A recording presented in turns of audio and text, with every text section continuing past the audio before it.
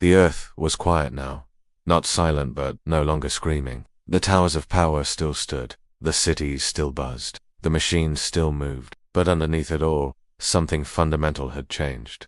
A new frequency had anchored, not one imposed from above, but one awakened from within. It rippled through the soil and the waters, through the collective breath of humankind. It wasn't loud. It didn't shout. It sang, quietly at first, like a memory returning in the space between thoughts. And in every corner of the world, those who had been waiting without, knowing they were waiting, finally recognized the tone. The starborn were no longer just a scattered few. They were everywhere, now among farmers and physicists, musicians and mothers, engineers and elders, not aliens, not prophets, simply human, with a remembered origin. The age of resonance had begun. In this new time, truth no longer needed defending. It simply vibrated into presence. Temples of stone gave way to temples of coherence, places where sound, intention, and geometry restored the body, cleared the mind, and activated the spirit. These were not religious sites, but harmonic centers, open to all, built on the old power points, reforged not for control, but for healing.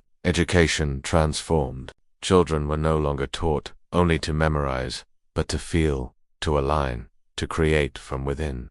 Story replaced dogma. Wonder replaced fear. The myths of old Martians, of gods, of ancient wars, were no longer dismissed or blindly believed. They were understood as memory, metaphor, and multidimensional truth. Technology changed too. The race for faster, louder, bigger ended. A new science rooted in harmonic machines that healed, structures that tuned consciousness, networks not built on extraction, but exchange.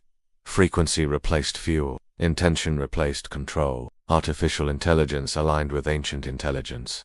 And, through it all, the earth healed. Not by force, not through guilt or punishment, but by The rivers were sung too.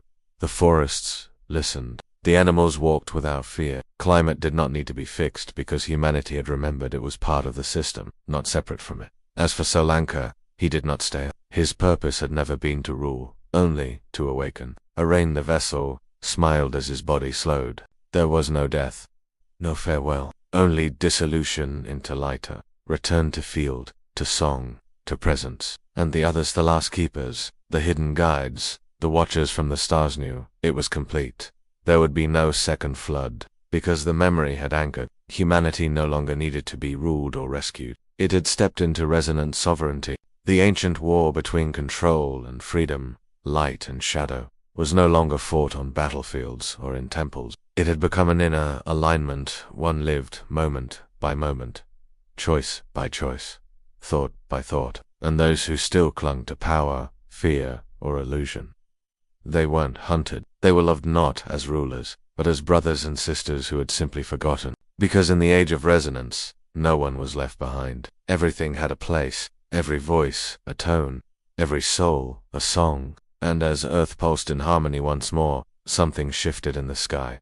Distant signals awakened, for Earth was never meant to be the end. It was a beginning, a frequency beacon, calling to other worlds, other starborn children across the galaxy, not with conquest, but with coherence, not with message, but with music. And somewhere, in the quiet of space, others heard it. They turned, they listened, and they began to come home.